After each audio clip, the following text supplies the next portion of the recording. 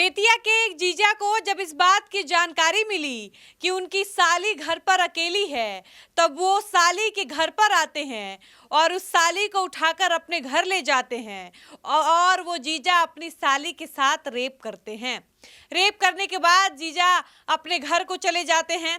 4 महीने बाद लड़की को जब अचानक से पेट में दर्द होता है और जब लड़की को इस बात की जानकारी होती है कि वो लड़की प्रेग्नेंट है, तो इस बात की सूचना 15 साल की साली अपने गांव के ही ममेरे जीजा को देती है। यानी जो जीजा साली के साथ बलात्कार करके गए थे और उनकी वजह से जब साली गर्भवती हो जाती है, तब इस बात की सूचना साली अपने जीजा को देती है कि हम गर्भवती हो चुके हैं, मेरे पेट में आपका बच्चा पल रहा है। जीजा अपनी साली को धमकी देता है कि अगर तुम ये बात किसी को बताओगी तो मैं तुम्हें जान से मार डालूंगा, तुमको ये बात किसी को नहीं बतानी है, तुमको मैं एक दवा दूंगा, उस दवा को खा लोगी तो तुम्हारा गर्भपात हो जाएगा। उसके बाद जीजा अपनी साली को एक दवा देते हैं। साली वो दवा खाती है और उसके बाद से ही साली को ब्लीडिंग शुरू हो जाती है।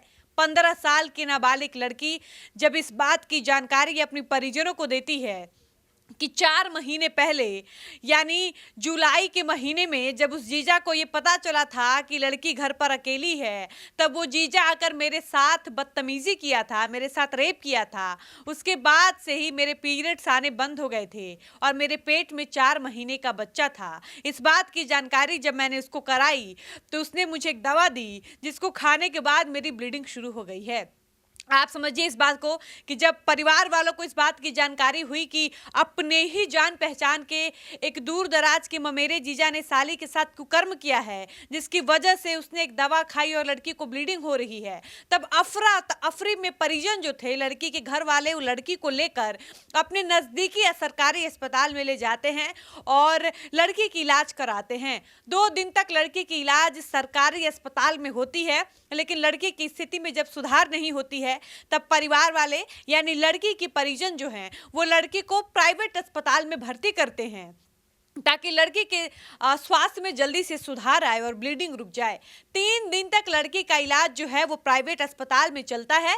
इससे पहले लड़की को सरकारी अस्पताल में 2 दिन तक दिखाया जाता है, लेकिन स्थिति में सुधार नहीं आती है और 3 दिन इलाज के बाद फाइनली होता ये है कि ब्लीडिंग बंद होने की जगह लड़की की मौत हो जाती है। आप समझिए कि लड़की के शरीर से इतना ज़्यादा खून निकल चुका था, 5 दिनों तक इतनी ज़्यादा ब्लीडिंग हुई थी कि लड़की की मौके पर ही मौत हो जाती है।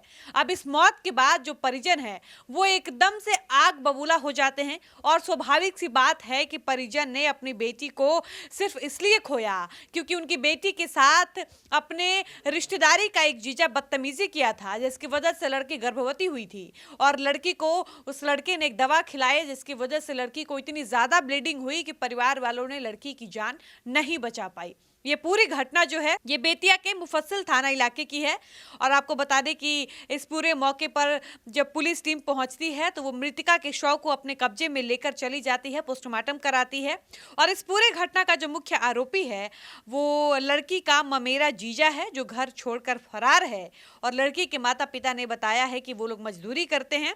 लड़की उनसे 4 दिन पहले अपनी माँ को ये पूरी कहानी बताई थी और बताई थी कि उसे ब्लीडिंग हो रही है। खून ज़्यादा बहने पर परिवार के लोग जो है वो 12 नवंबर को उसको लेकर जीएमसीएच पहुंचे थे। वहां 2 दिनों तक इलाज हुआ था। हालत में सुधार नहीं होने पर परिवार वाले उसे शहर के एक प्राइवेट अस्पताल में ले गए थे।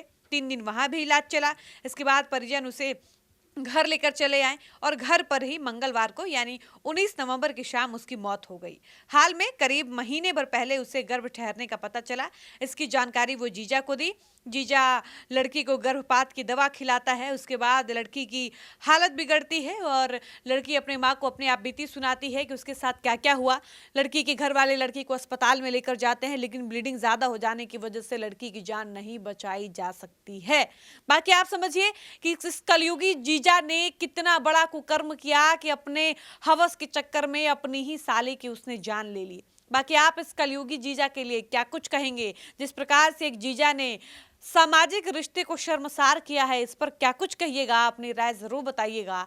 फिलहाल वीडियो को समाप्त करते हैं, मिलते हैं नए वीडियो में। आप देख रहे थे सच टॉक्स, मैं थी आपके साथ डॉली पांडे। धन्यवाद।